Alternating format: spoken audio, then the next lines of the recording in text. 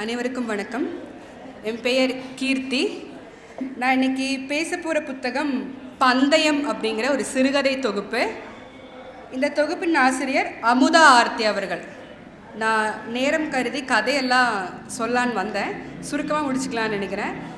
இந்த தொகுப்பை கண்டிப்பாக எல்லாருமே வாசிச்சிருக்கணும். ஏன் அப்படின்னா இது நம்ம சுற்றி இந்த சமூகத்தில் நடக்கக்கூடிய பெண்கள் எப்படி இருக்காங்க, அவங்க இன்னுமே மேலே வர கஷ்டப்படுறாங்க, அவங்க நிலைமை எப்படி இருக்குது, அவங்க வலி நம்ம கண்டுகொள்ளப்படாமையே இருக்குங்கிறத எல்லா கதைகள் மூலமாகவும் எழுதியிருக்காங்க. மொத்தம் 12 கதைகள் இருக்குது. எல்லாமே வறுமையின் அடிப்படையில் இல்லை ஒரு பெண்ணின் நிலையிலிருந்து எழுதப்பட்டிருக்கு.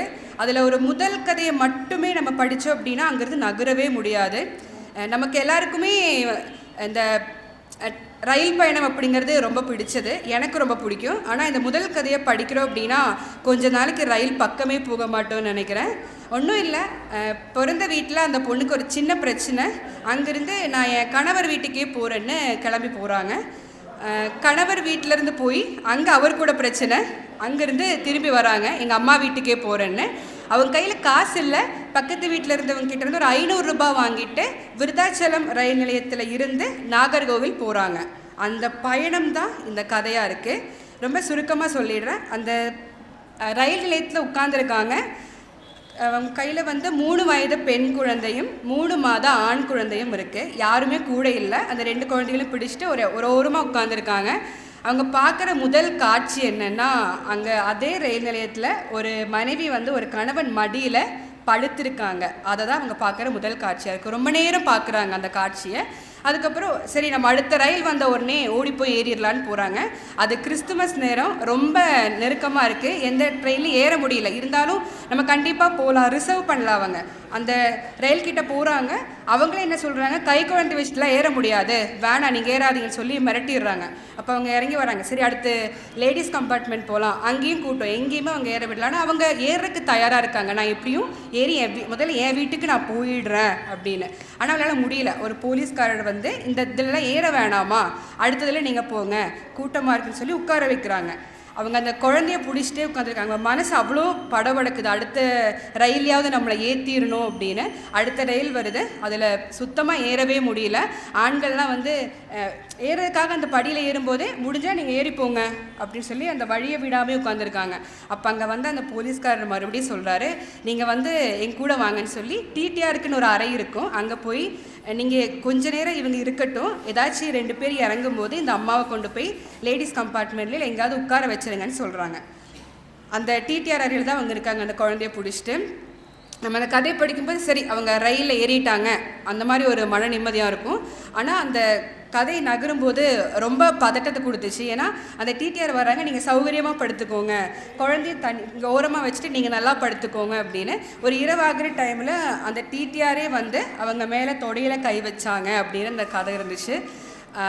யாருமே அந்த ட்ரெயினில் அவங்க தெரியலை.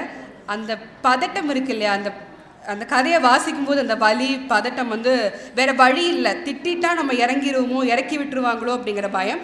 அவங்க கொஞ்ச நேரம் பொறுத்துக்கிட்டாங்க. அப்புறம் திடீர்னு எழுந்து என்ன பண்ணுறாங்க, அடுத்த ஸ்டேஷன் எதுவாக இருந்தாலும் பரவாயில்ல, என்னை இறக்கி விட்டுருங்க அப்படின்னு ரொம்ப போல்டாக சொல்கிறாங்க.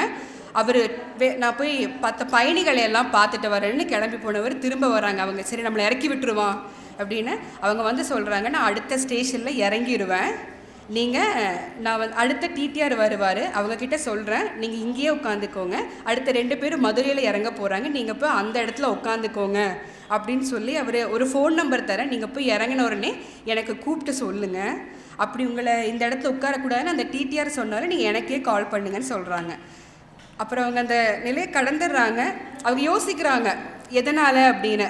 அது நமக்குமே குழப்பமாக இருக்குது, எதனாலையாக இருக்கும், ஏன் இந்த மாதிரி ஒரு நிலைமை அப்படின்னு. 2 பக்கமுமே அம்மா வீட்டிலேருந்து பிரச்சனைன்னு கணவர் வீட்டுக்கு போகிறாங்க, கணவர் வீட்டிலேருந்து பிரச்சனைன்னு அம்மா வீட்டுக்கு ஓடுறாங்க. அந்த ஓட்டம் இருந்துக்கிட்டே இருக்குது. தலைப்பு ரொம்ப பொருத்தமான தலைப்பு, பந்தயம்.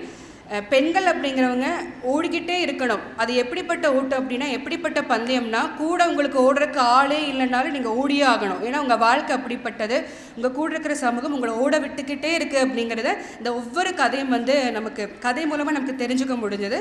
அந்த பொண்ணு அவங்களுடைய நிறுத்தம் இறங்கும்போது கடைசியாக பார்த்த காட்சி, அடுத்த ஒரு ஸ்டாப்பில் இனியொரு பொண்ணு அவங்க கணவன் மடியில் படுத்திருந்தாங்க, அதை ஆசையாக பார்த்தேன் அப்படின்னு.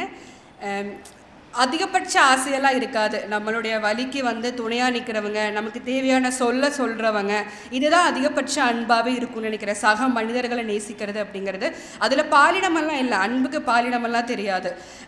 அப்போது இதில் சில வரிகள் எனக்கு ரொம்ப பிடிச்சிருந்துச்சு, அதை மட்டும் நான் சொல்லணும்னு நினைக்கிறேன். தினம் தினம் அவளுக்கான சிலுவையில் அறையப்படும் ஆணிகள் கூர்மை இழக்கின்றன. இதுக்கு நான் விளக்கம் சொல்ல போகிறது இல்லை, ஏன்னா நீங்கள் இந்த கதையை வாசிக்கணுங்கிறதுக்காக. அடுத்து அதே மாதிரி, அவளுக்காக அவளது கர்த்தர் எந்த தேற்றரவாளனையும் பூமிக்கு அனுப்பவில்லை, அவளே தேற்றிக்கொண்டாள். அழுதாலும் ஓடினாலும் என்ன பிரச்சனை வந்தாலும் கடைசியில் விழுந்தாலும் அவங்களே எழுந்து ஓடக்கூடிய நிலைமை தான் இருக்குது. இன்னொன்று, யாருமே வந்து சரி பண்ணிட முடியாது. நம்ம நினச்சாதான் நம்மளே தான் ஓடிட்டே இருக்கணும் அப்படின்னு பொருத்தமான தலைப்பு, நல்ல கதைகள் இருக்குது. கண்டிப்பாக எல்லோரும் வாசிச்சு பாருங்கள். நன்றி.